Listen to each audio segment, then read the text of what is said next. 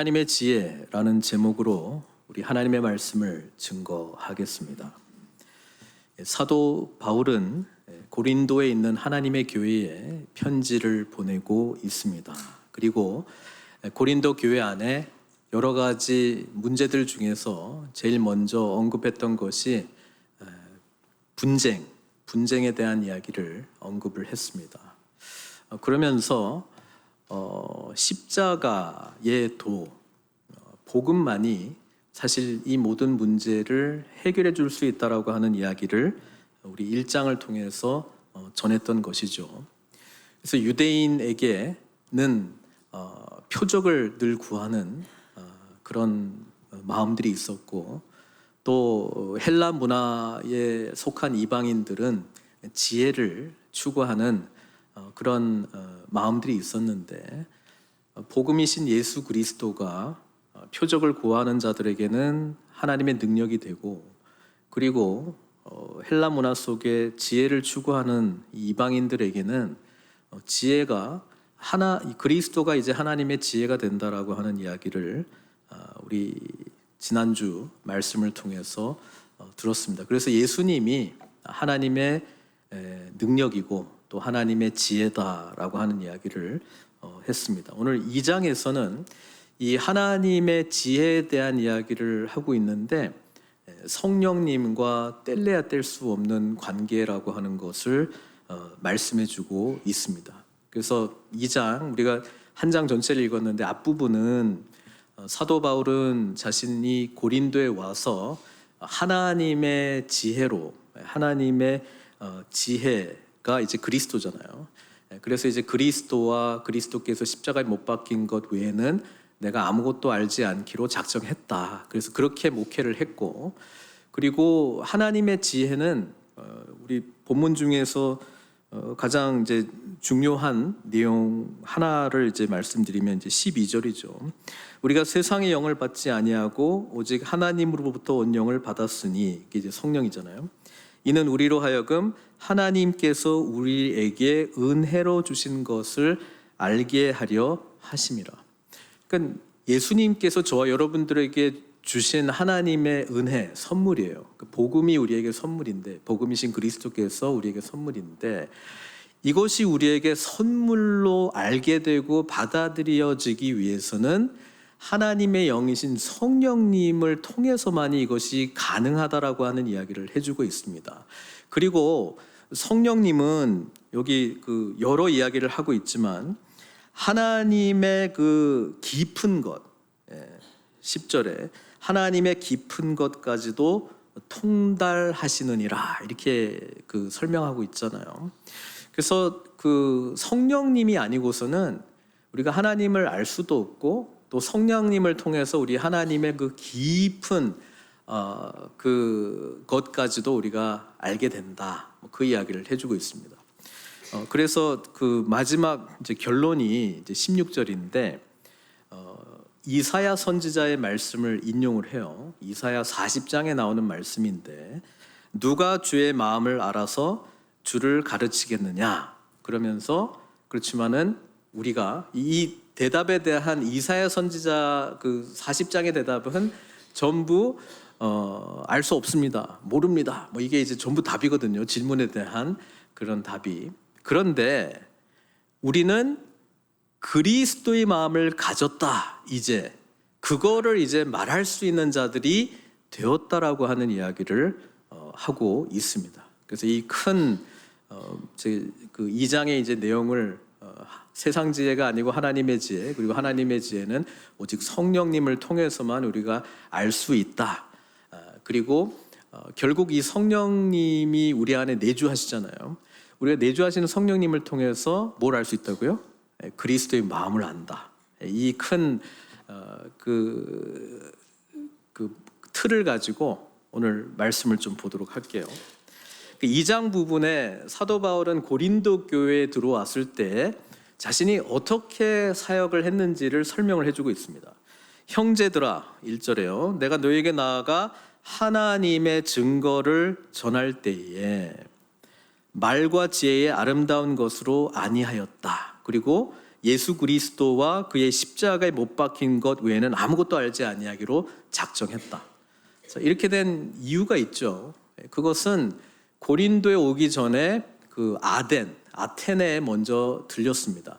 근데 제가 이제 고린도전서 이제 그 처음 설명할 때도 그랬지만은 사도 바울이 내가 이제 고린도에 가서 사역을 해야지. 이 고린도라고 하는 곳은 어떤 곳인가? 내가 어떤 전략을 가지고 어떻게 복음을 증거해야 교회가 세워질 것인가? 뭐 이런 거를 뭐 답사하고 뭐 비전 트립 가고 뭐 이렇게 해가지고 교회를 세운 게 아니에요. 그러니까 그 데살로니가 교회부터 이렇게 쭉 사도 바울의 사역의 여정을 보면은 많은 사람들이 바울을 핍박했습니다. 박해를 했습니다. 죽이기로 작정한 사람들이 있었기 때문에 이렇게 피해 다니다가 뭐 아덴에도 가고 뭐 이런 거거든요. 근데 아덴에 딱 들어갔는데 우리 사도행전 보면은 바울이 참지를 못했습니다. 분이 가득했다. 여기서 이제 분이라고 하는 이 단어는 질투, 하나님을 향한 질투하심으로 가득했다. 뭐 이 말이거든요. 그러니까 우상들을 보고 도대체 참을 수가 없는 거예요. 그래서 사도 바울이 이 아덴이라고 하는 것은 사람들이 광장에 모여가지고 맨날 그 철학적 논쟁을 하고 뭐 이런 분위기였거든요. 그래서 이 사람들한테 뭔가 메시지를 이제 전하고 하는 거는 여러 사람들이 자기 생각을 막 전하는 이제 공동 광장, 뭐 사유를 막 이렇게 그 설파하는 그런 자리였습니다. 그러니까 사도 바울이 이때까지 자기가 했던 설교하고는 조금 다른 방식으로 복음을 전합니다. 헬라 사람들이 잘 알고 있는 시인의 말을 인용을 하면서, 그러니까 그 시인의 말이 이제 성경책에 들어온 거잖아요.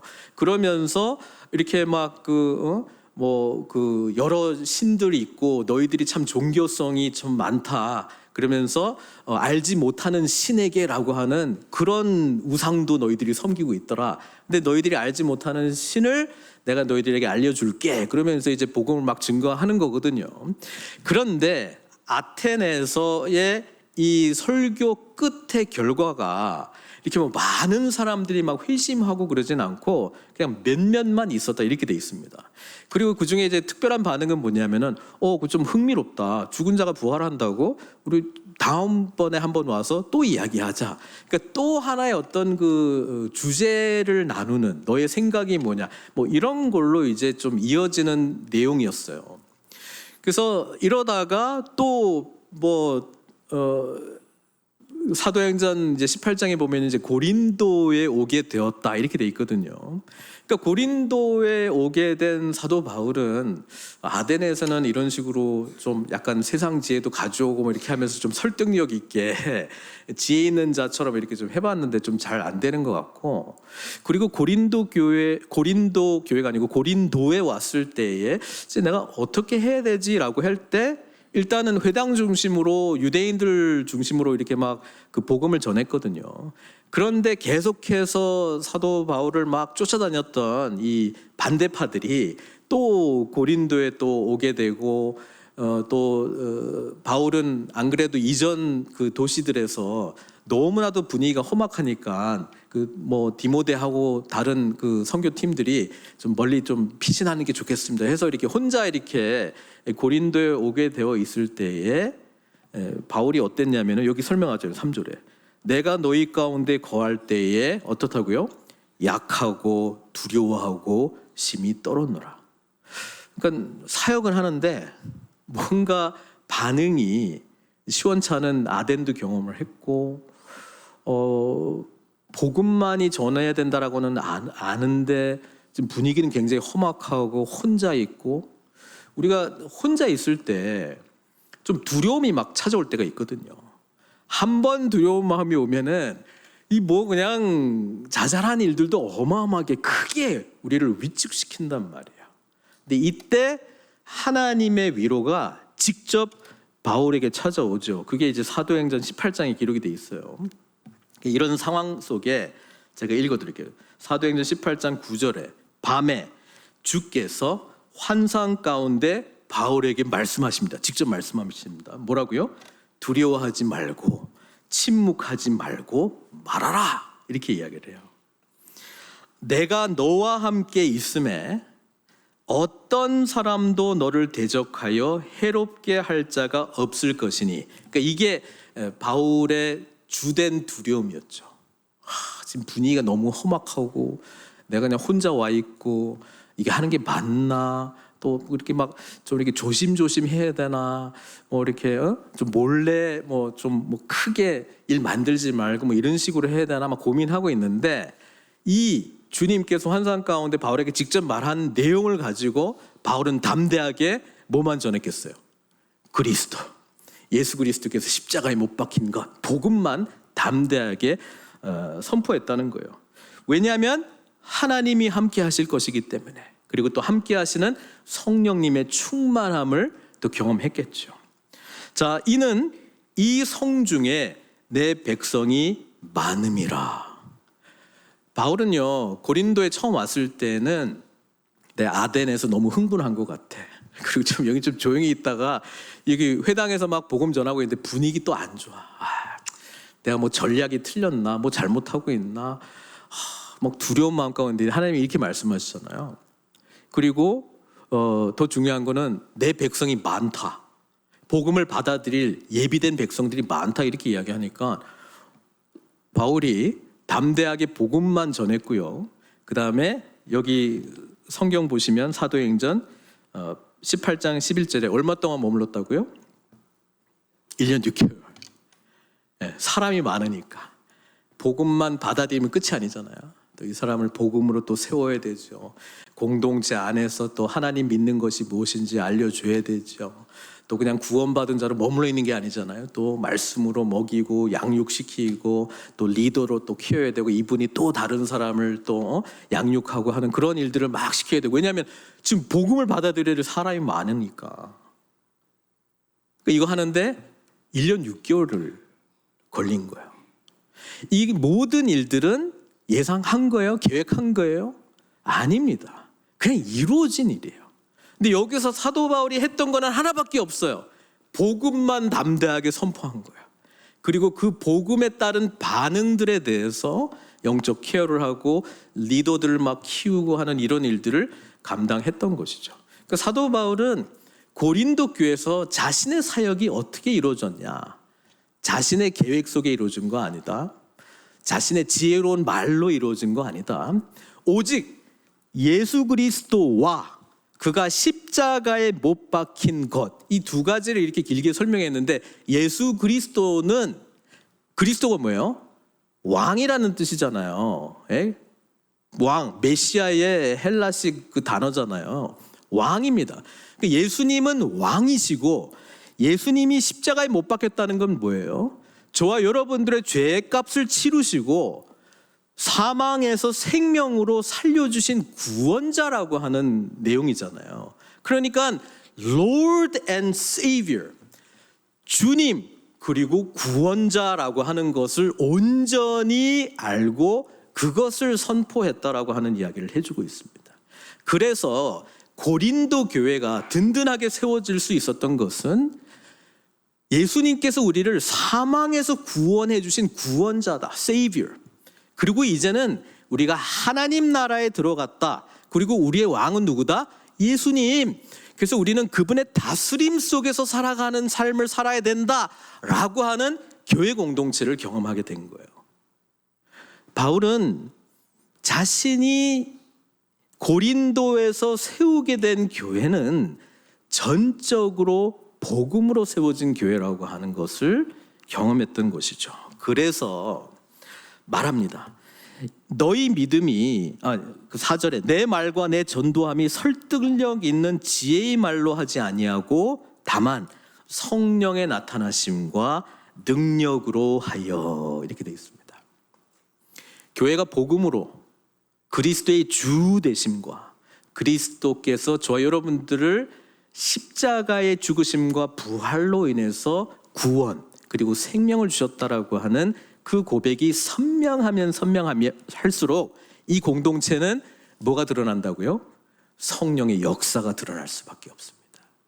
성령의 역사, 성령의 나타나심과 능력이 드러날 수밖에 없다는 것이죠. 그래서 그것을 목도한 거예요.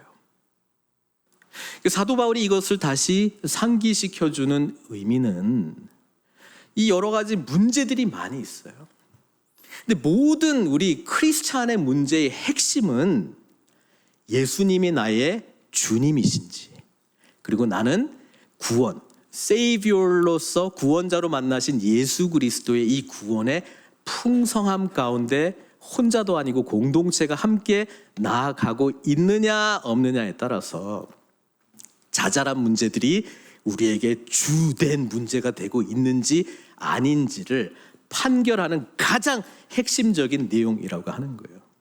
그래서 크리스찬은 문제에 직면했을 때에 가장 성숙하면 성숙할수록, 보세요, 6절에 보면은요, 우리가 온전한 자들 중에서는, 추월한 사람들 중에서는 지혜를 말하는데 하나님의 지혜를 말한다는 거예요.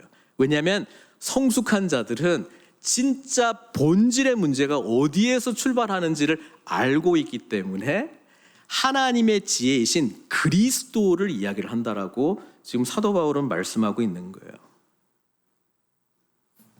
우리가 늘 우리 자신이 또는 우리 공동체가 제대로 나아가고 있느냐 없느냐 이런 걸 이제 볼 때 예수 그리스도께서 나의 삶의 진정 그리스도이신가? 이 부분에 다 아멘 하겠죠. 정말 그러한가? 내가 왕이신 그리스도 앞에서 어떻게 반응하고 있는지 나의 삶을 계속 돌아봐야 되고요. 그리고 나는 구원받았다라고 하는 이 의미가 도대체 나에게 뭐지? 이게 선명하고 강렬하면 강렬할수록 성령님의 인도하심을 받을 수밖에 없고 그 성령님의 능력이 우리의 삶 가운데 풍성하게 나타날 수밖에 없어요. 안 나타난다 그러면 문제가 아니고요, 복음의 본질이 나에게 하나님의 답으로 나의 삶의 모든 것을 운행하는 중심으로 자리 잡고 있지 않다라고 하는 반증입니다. 그러면 빨리 복음 안에서 풍성한 삶을 살아가는 공동체와 사람들을 만나야 돼요. 말씀 안에서 이것을 인도하시고 깨닫게 하시는 성령님을 만나셔야 돼요. 왜냐하면 보세요, 그리스도가 하나님의 지혜이고 능력이다라고 하는 것을 깨닫게 해주시는 분이 누구라고요? 성령님이기 때문에. 그래서 우리는요, 예배의 자리, 말씀의 자리, 기도의 자리, 공동체의 자리에 있는데 여기서 성령님의 나타나심이 안 보이잖아요. 그러면 성령께서 저와 여러분들이 봐야 될 것, 깨닫게 될 것을 지금 온전히 인도하지 못하고 내가 내 삶의 주인이 되어서 이것 때문에 내가 영적으로 보고 느끼고 깨달아야 되는 것을 막고 있다라고 하는, 지금 뭔가 우리 혈관 같으면 이제 그 피가 이렇게 쫙쫙쫙 흘러가야 되는데 뭔가 지금 혈관이 막혀 있는 거예요. 그래서 제대로 기능을 못 하고 있는 거예요. 보세요. 7절에 하나님의 지혜는요, 감추어졌던 것인데 하나님이 우리의 영광을 위하여 만세전에 미리 정하신 것이라. 자, 우리의 영광을 위해서 감춰졌던 것인데 이제 드러난 게 복음이신 그리스도예요. 예?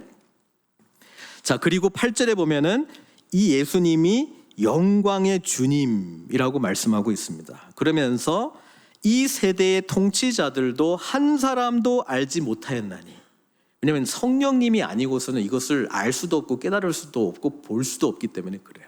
그래서 저도 늘 그 생각 속에 있지만 성경에서 말하는 영광은 그리스도거든요. 그리고 우리가 누려야 될 영광, 우리의 영광을 위하여 만세전부터 예비된 게 그리스도거든요.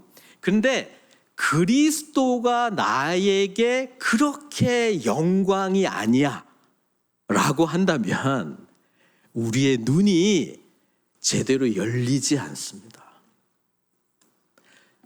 하나님이 예수 그리스도께서 가장 귀한 우리에게 선물로 주신 분이라고 이야기를 하고 있는데, 그게 나한테 뭐 머리로는 이해도 하고 뭐 교회도 오래 다녔기 때문에 늘 그런 줄 알고 뭐 목사가 그렇게 이야기하면 그냥 아멘 이렇게 할 수 있는데, 내가 정말 그것을 나의 영광, 내가 추구해야 될 영광으로 인지가 되지 않으면요, 영광의 주를 향해서 나의 삶이 정렬이 되지가 않아요. 그래서 끊임없이 내가 추구하는 영광이라고 하는 게 뭐 좋은 것 아니겠어요?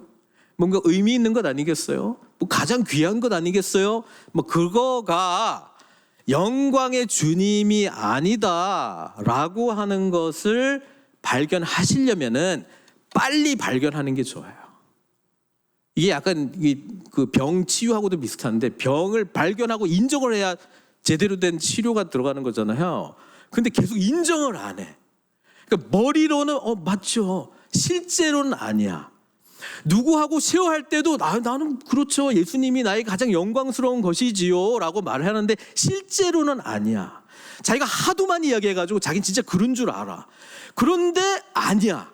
이거를 발견을 못해서 우리가 영광의 주의 풍성한 은혜 가운데 못 들어가는 것이고요, 성령께서 저와 여러분들의 삶을 완전히 지배하지 못하고 있어요. 어떤 분들은요, 성령의 은혜는 좋은데요, 이렇게 찰랑찰랑 그냥 이렇게 계시다는 것 알고 내가 기쁠 때 한번 찾아뵙고 여기 계시구나, 요 정도 확인하는 것으로 만족하시는 분도 계세요. 완전한 지배는 좀 두려워해요. 왜냐하면 완전한 지배 하시면 왠지 내가 가고 싶지 않은 곳 가야 될 것 같고, 만나기 싫은 사람 만나야 될 것 같고, 별로 돈 꺼내고 싶지 않은데 막 꺼내야 될 것 같고, 뭐 이런 거 있잖아요. 그렇게 될까 봐 또 완전한 지배를 또 원하지는 않아요. 그래서 약간 애매하게 있거든요. 그 애매함을 잘 유지하는 게 신앙생활의 균형을 이룬다라고도 생각을 해요. 그 아닙니다.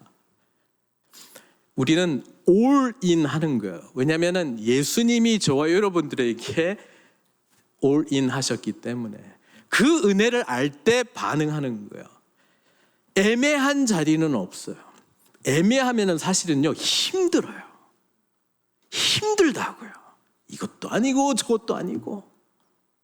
어떨 때는 나의 이 자기중심성이랑 맞아가지고 또 가는 것 같기도 하고 그래도 괜찮은데, 어떨 때는 또 아니고.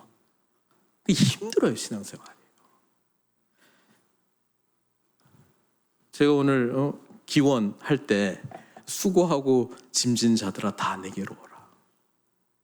내가 너희를 쉬게 하리라. 주님이 우리를 쉬게 하신 분이 아니야. 만나면 만날수록 교회에서도 자꾸 일시키고, 뭐 이거 하라 저거 하라 뭐 맡기고, 뭐 사역부장 시키고 뭐 이렇게 하라 그러고. 언제 쉬는 거야? 그죠? 아닌 것 같아. 예, 정말 나는 성령님 안에서 살고 있는가? 어디까지요? 하나님의 깊은 것까지도 통달하는 것? 어디까지요? 그리스도의 마음을 아는 자로 살아갈 때까지. 여러분, 우리 같이 제자 훈련할 때 자기를 사랑을 해야 되는데, 자기를 이제 제대로 사랑하는 거는 그 자기의 옛사람, 자기가 부인해야 될 그런 것들이 튀어나올 때마다 그것을 발견하고 인지하고 부인하는 거, 그리고 이제 내 안에 그리스도 예수 안에서 성령의 내주를 넘어 충만함을 향해서 복음 안에서 계속 세워가는 이 훈련을 해야 되거든요. 그러니까 만나게 되면은 내가 또 나도 미처 발견하지 못한 나의 옛사람이 또 튀어나왔네. 그거를 내려놓고 그리스도 안에서의 나를 계속 붙드는 이 훈련을 계속해야 내가 이 인지 안테나가, 감지 안테나가 이렇게 계속 살아나는 거거든요. 이거 훈련 안 하고 이걸 그냥 정답으로 뭐 다 아는 이야기 아니에요, 이렇게 나가잖아요. 그럼 내가 그러고 있는지 안 그런지도 몰라요. 그리고 그냥 그 지식을 알고 있는 것으로 내가 성령 충만할 것 같아요, 느낌이. 안 그렇습니다. 저도요, 내 안에 얼마나 많은 부분들이 그리스도의 다스림과 주권 가운데 들어가 있지 못하다라고 하는 것을 알면 알수록 와, 이런 게 있었구나 깨닫는 거예요. 그것을 발견하고 십자가에 이미 못 박은 자로 여기고 복음 안에서 내가 어떤 존재이고 성령께서 어떻게 인도하시는가, 그것을 끊임없이 매일 찾아가는 과정을 하지 않으면 몰라. 그리고 공동체 안에서 서로의 나눔 속에서 나도 미처 생각하지 못한 것들을 듣는 거예요. 그래서 mature, 온전한 자들, 성숙한 자들은 이 하나님의 지혜를 알게 해주시는 성령님의 인도하심 가운데 우리의 연약함이 드러나고, 그래서 그리스도를 붙드는 그 은혜를 알기 때문에 약한 것 자랑하는 게 그게 두려운 일이 아니에요. 그건 늘 일어나는 일이에요.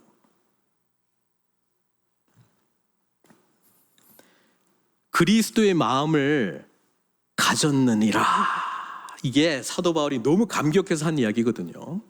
우리 이사야 40장, 우리 이사야서가 이제 66권인데 앞에 39장은 구약 성경의 39권하고 주제가 이렇게 약간 비슷해요. 딱 떨어지지 않지만 비슷해요. 뭐냐면 우리는 죄인이고 하나님은 죄에 대해서 심판하신다. 그리고 40장부터 이제 66장까지는 신약의 27권의 내용이랑 일맥상통해요. 하나님께서 그러나 죄 때문에 심판받아야 될 우리지만 우리를 위로하시고 회복하시고 우리를 영광스러운 존재로 세워나갈 것이다. 그게 이제 그 후반부의 내용이거든요. 이게 복음으로 되는 이야기예요. 그래서 성경 그 이사야서가 이제 좀 내용이 많죠. 근데 40장 딱 읽어보면은 위로하라 이렇게 시작돼요. 내 백성을 위로하라. 그리고 복음의 이야기가 나와요. 40장부터. 그런데 오늘 우리가 읽었던 16절 있잖아요. 이게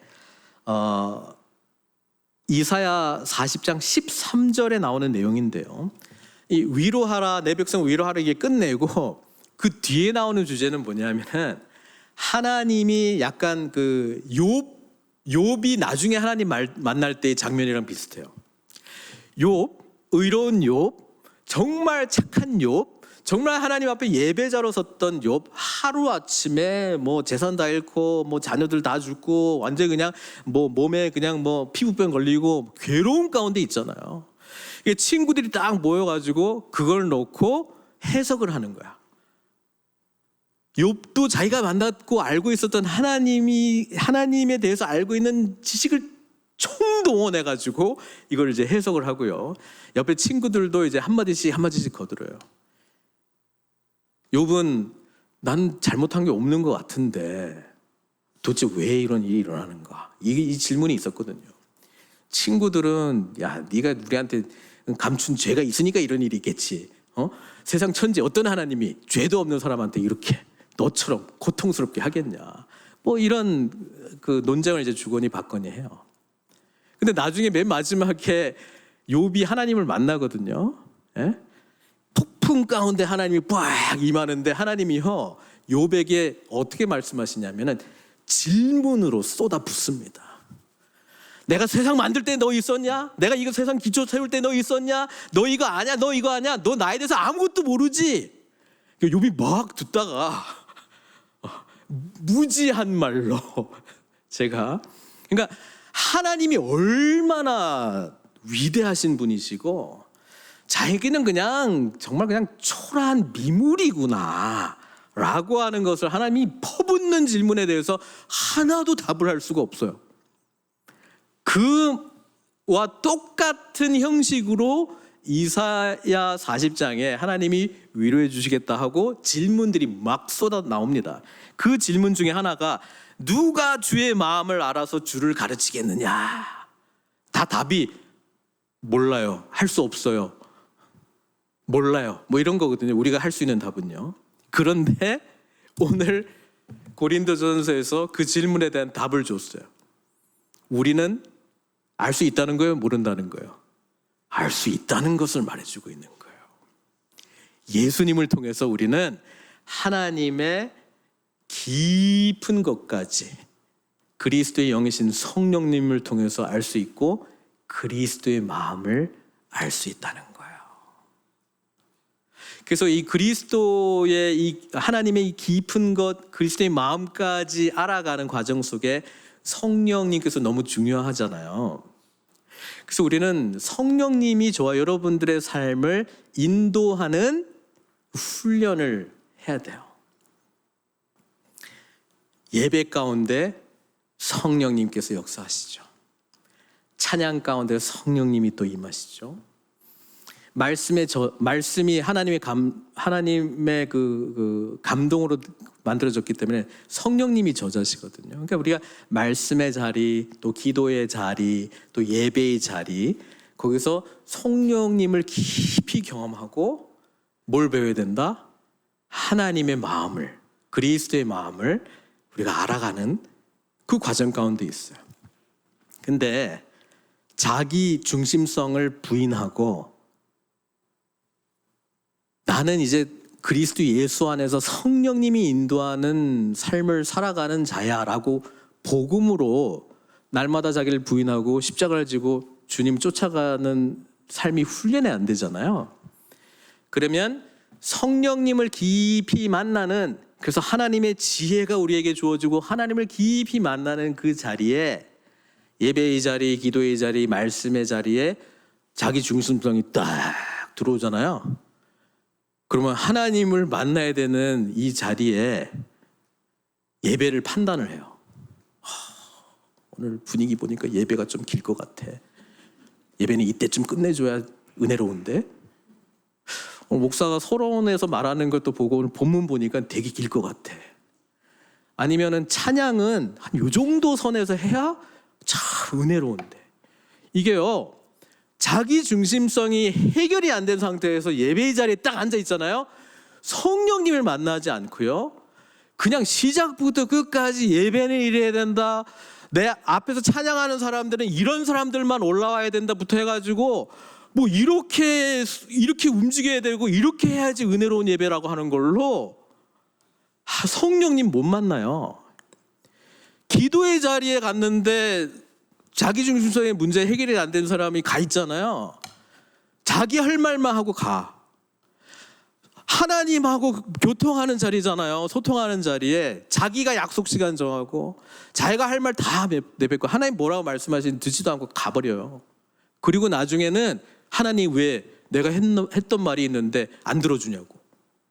혹시 모를까 봐 내가 40일 작정하고 기도했는데, 나 금식까지 했는데 아직도 안 들려요 내 말이? 내가 뭘 원하는지 몰라요?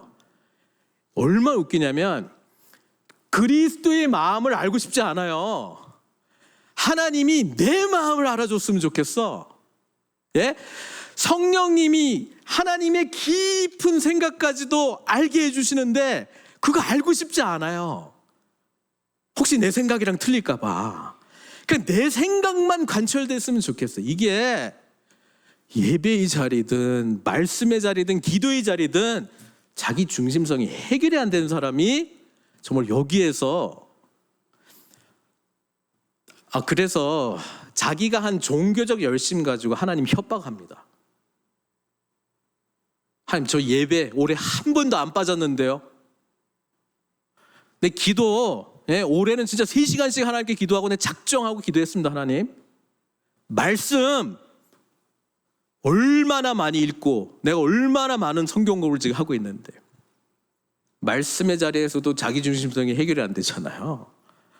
와, 이게 하나님 만나는 은혜의 자리가 아니고 다른 사람은 어떻게 해석하나, 아유 저건 수준이 좀 아닌 것 같고 내가 원하는 식으로 말씀을 또 이해를 해야 되고 기가 막힌 일들이 곳곳에서 일어나요. 그런데 문제는 뭐냐면은 그렇게 하고 있는 내가 인지가 안 돼요. 성령님, 내주하시는 성령님께서 내 삶을 온전히 지배한다라고 하는 것을 인지를 못하고 나 그래도 예배 한 번도 안 빠졌는데 기도는 어느 때보다 진짜 많이 하고 있는데 오늘 성경 공부 뭐 제자 훈련 내가 안 해본 게 뭐 있어? 다 했지.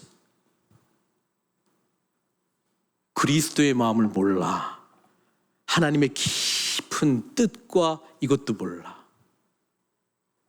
그러고 있는데 내 안에 성령님 탄식하고 계시면 어떡할 거예요? 우리 성령님께서 나에게 이거 아니라고 책망하고 있는데 내가 한 자기중심적인 종교적 열심이 난 잘하고 있다고, 하나님이 잘못한 거라고, 하나님이 내 마음 몰라준 게 잘못한 거라고, 이런 나를 알아주지 못하는 하나님, 이런 간절한 기도에 응답해 주시지 않는 하나님이 잘못한 거라고, 그걸 알아주지 못한 이 공동체가 잘못된 거라고, 이 문제를 가지고 여기 찾아왔는데 그런 주제를 가지고 말씀 전하지 않은 저 목사가 잘못된 거라고, 난 얼마나 간절하게 하나님 만나려고 왔는데 말이야, 이러고 있어요. 하나님의 깊은 것까지 통달하게 해주시는 성령님이 인도하심을 받기 원하십니까? 에 대해서 진짜 나 원하나? 한번 생각해 봐야 돼요. 여러분, 그리스도의 마음이 나의 생각과 나의 삶을 완전히 지배하도록 정말 나 그거 원하나? 한번 진지하게 물어봐야 돼요.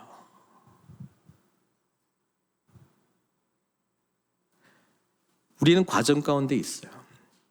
근데 대개는 하나님이 내 마음 좀 알아달라고, 예? 그거를 더 많이 부르짖고 있죠. 성숙하게 되면 나의 원대로 마옵시고 아버지 뜻대로 하는 거예요. 성령님의 인도하심과 내주 경험하게 되면 아까 찬양 중에도 했지만 남녀노소 뭐 할 것 없이 환상을 보고 예언을 하고 꿈을 꾸기 시작합니다. 하나님이 저와 여러분들을 통해서 하시고자 하는 일들을 감당케 해주신다라는 것이죠. 그런 믿음의 사람으로, 믿음의 공동체로 우리는 되어가고 있는가 봐야 된다라고 하는 것이죠. 성령께서 역사하시면 우리가 생각하는 그 이상의 방법으로, 우리가 생각하는 그 이상의 일들을, 우리가 생각하는 너무나 다양한 사람들을 통해서 역사하십니다. 그것을 나는 볼 수 있느냐? 아니면 여전히 나의 지혜, 나의 경험의 한계 속에서 내가 이해하고 있는 바른 하나님에 대한 깔끔한 정리를 가지고 다른 사람들을 판단하고 있지는 않은지. 오늘 성경 보면은 신령한 자는 모든 것을 판단하나 자기는 아무에게도 판단을 받지 아니하느니라. 이것도요, 자기중심적인 문제가 해결되지 않는 사람이 이 말씀 아멘 하면 무서운 말씀으로 바뀝니다. 어마무시한 말씀으로 바뀝니다. 하나님 기준이 아니고 자기 기준입니다. 근데 말은 하나님이라고 이야기할 거예요. 그리스도의 마음을 깨닫지도 못했는데 자기 마음이 하나님의 마음이라고 주장할 거예요. 근데 그러고 있는 자기 자신을 몰라. 왜? 나는 예배의 자리, 기도의 자리, 말씀의 자리, 섬김의 자리 하나도 빠지지 않았거든. 바리새인이 이 말씀 보면은요, 신이 돼버립니다. 제가 말씀을 다루는 제가 그리스도의 마음을 배우지 못하면 사교 집단이 되는 거예요. 이단 되는 거예요. 그러니까 우리는 서로를 위해서 열심으로 기도하고 정말 복음 안에 있는가, 성령님의 인도하심으로 하나님의 지혜를 가지고 살아가고 있는가 살펴봐야 돼요. 그럼 도대체 그리스도의 마음이 뭐냐? 뭘 것 같아요, 그리스도의 마음? 그 빌립보서 보면은 설명이 돼 있어요. 궁금하시죠? 궁금하면 보면 되지. 빌립보서 2장 볼게요. 그 빌립보 교회도 고린도 교회처럼 분열이 있었어요. 특히 여성 지도자 2명 때문에 교회가 딱 갈라졌어요. 예. 순두부가 아니고 순두개하고 윤희계라고 하는 이 두 여성 인물 중심으로 교회가 쫙 갈라져 있어요. 그래서 사도 바울은 기쁨의 교회가 돼야 된다. 기뻐하라. 주 안에서 기뻐하라. 뭐 이야기를 계속을 해요. 그러면서 이제 결국 그 문제를 다룰 건데 2장 앞부분에 이렇게 이야기를 해요.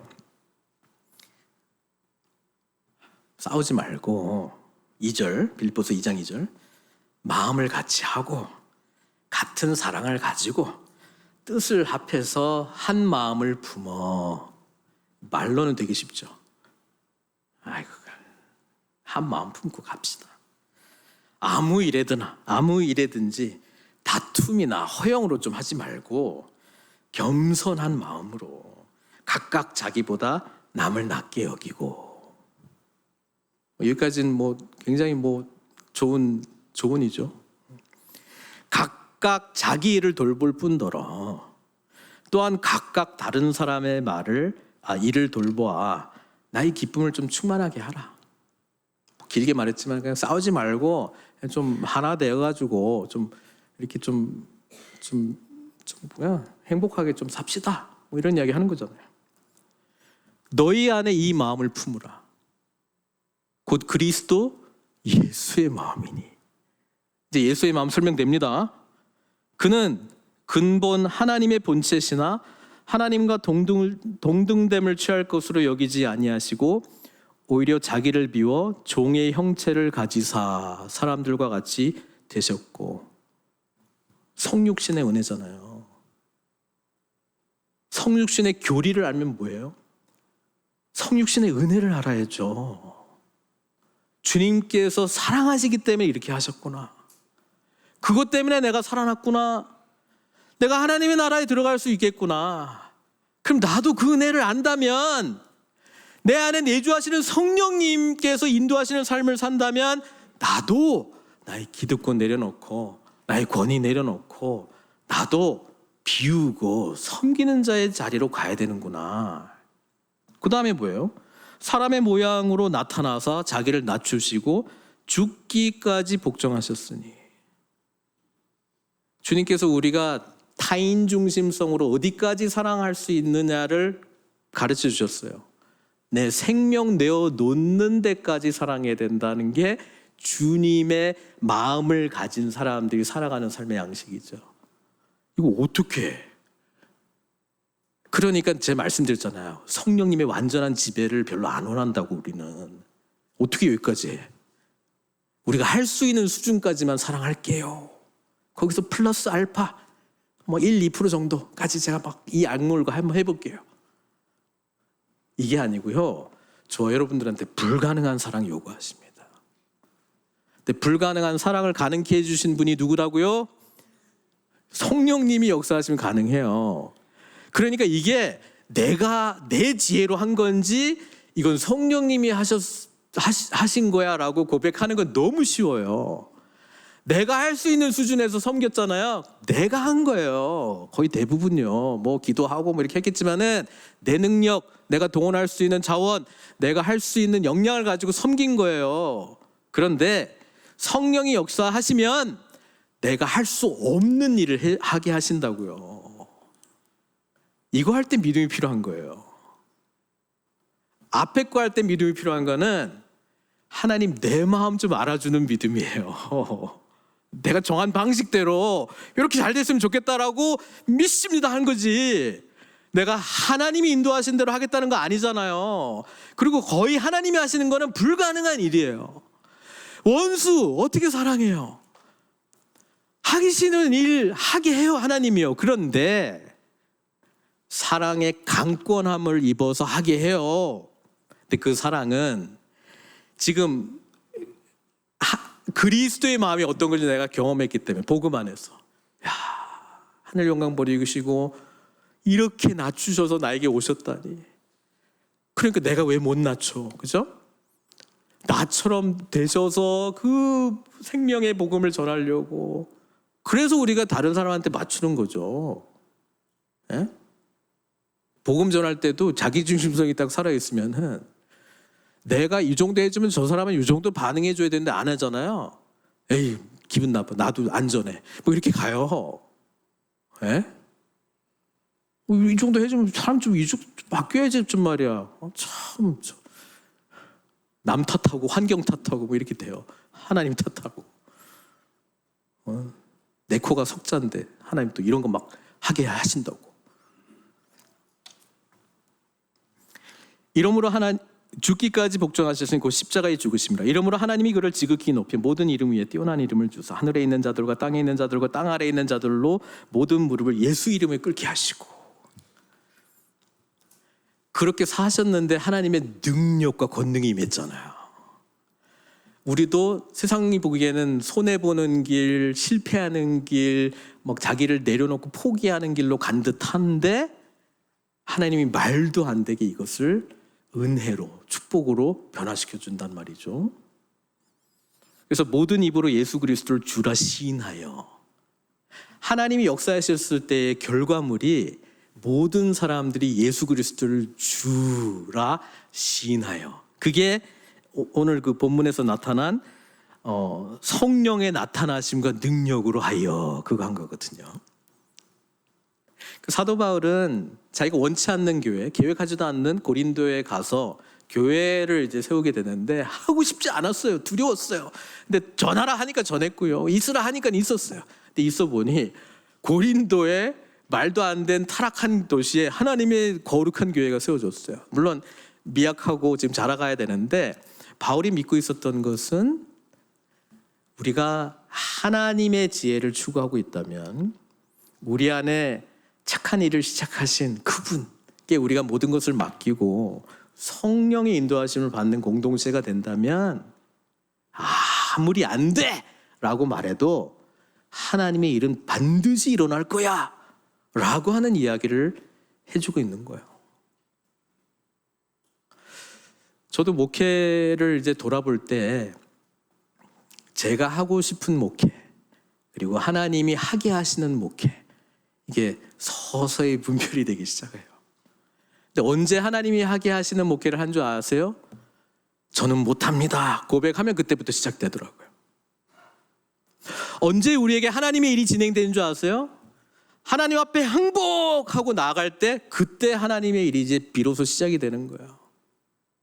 그 전까지는요 조금이라도 내가 뭐 할 수 있는 끈덕지 있잖아요. 그러면 요거 하나 붙들고 내 마음 좀 알아주십시오. 하나님 내 방식대로 회복시켜 주십시오. 제가 잘할게요. 능력 주십시오. 이렇게 될 가능성이 많이 있습니다. 답이 없어. 방법이 없어. 절망이야. 어떻게 해야 될지 몰라. 그럴 때 하나님 찾잖아요. 하나님이 알려주시고 하나님이 일을 행하시고 하나님이 역사하시고 그 안에 내가 있기 때문에 와. 제가 느헤미야 설교를 하면서 마치면서 말씀의 부흥이 일어나기를 좀 바란다.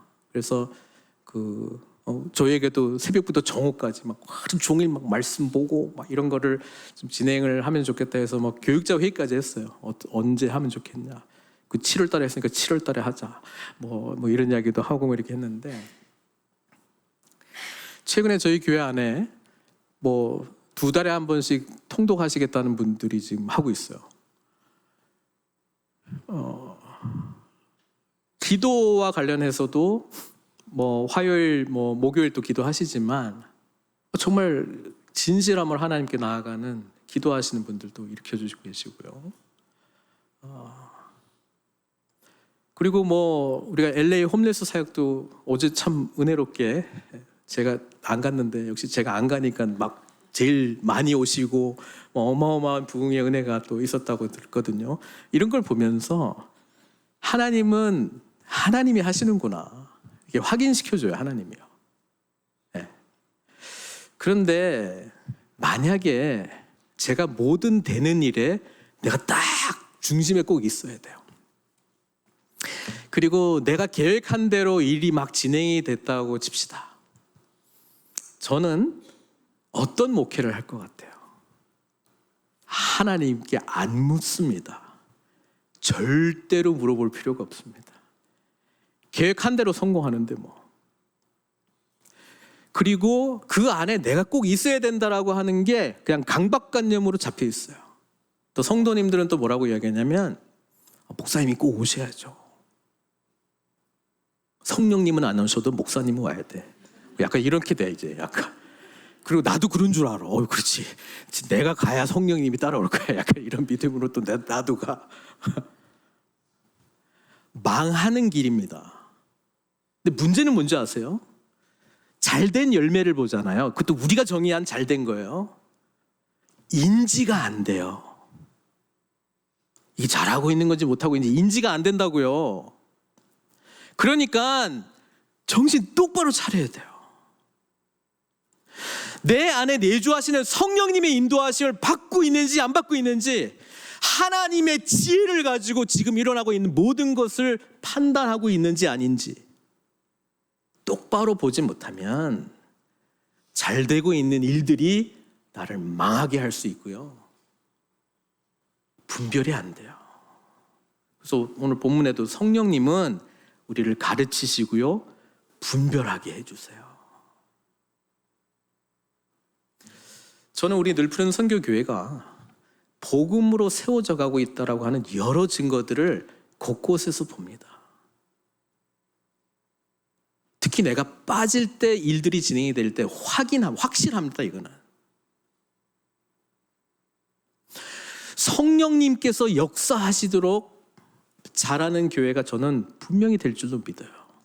근데 그렇게 하려면 예수 그리스도와 십자가에 못 박히신 예수 그리스도의 복음이잖아요. 복음이 저와 여러분들의 선명하고 분명하고 깊은 고백이 돼야 되고요. 혼자가 아니라 공동체 속에서 온전한 자들, 성숙한 자들 안에서 이 하나님의 지혜가 오고 가고 나눠질 때 흔들 수 없는 하나님의 영광스러운 나라가 세워질 줄 믿습니다.